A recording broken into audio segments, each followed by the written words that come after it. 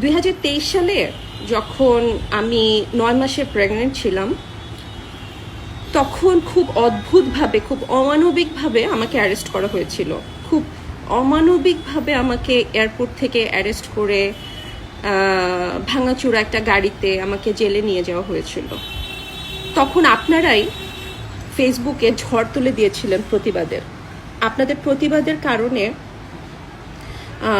খুব তাড়াতাড়ি এই খবরটা আমাদের প্রধানমন্ত্রী শেখ হাসিনার চোখে গিয়েছিল, চোখের সামনে এসেছিল।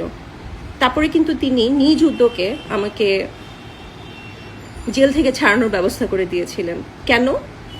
আমার অপরাধ পরে দেখা হয়েছে, মানে আমার অপরাধটা তখন ম্যাটার ছিল না। ম্যাটার ছিল যে আমি 9 মাসে প্রেগনেন্ট ছিলাম, ঠিক 7 দিন পরে কিন্তু আমার বাচ্চা হয়েছিল।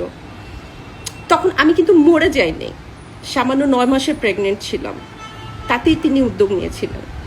কই, এখন রামিসা হত্যা হয়েছে, এত ছোট ছোট বাচ্চারা হত্যা হচ্ছে, ধর্ষণের শিকার হচ্ছে, কত অমানবিকভাবে হচ্ছে। আপনারা তো ফেসবুকে কাঁদতে কাঁদতে মরে যাচ্ছেন, স্ট্যাটাসের ঝড় বয় দিচ্ছেন। কই, এখনকার প্রধানমন্ত্রী তো কিছু করছে না। আপনাদের কি মনে হয় আপনারা এখন ভালো আছেন, এখন নিরাপদ আছেন, নাকি তখন ভালো ছিলেন? আপনারা নিজেদেরকে নিজেরা জিজ্ঞেস করেন। আপনাদের মেয়েদেরকে নিয়ে কি আপনারা এখন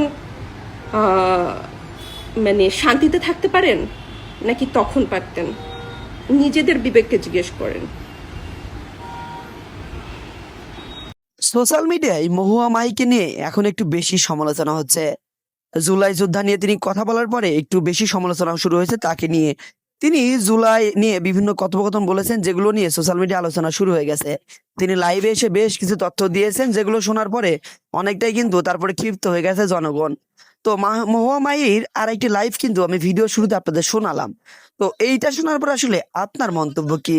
ভিডিওর কমেন্ট বক্সে আপনি আপনার গুরুত্বপূর্ণ মন্তব্য জানাতে ভুলবেন না।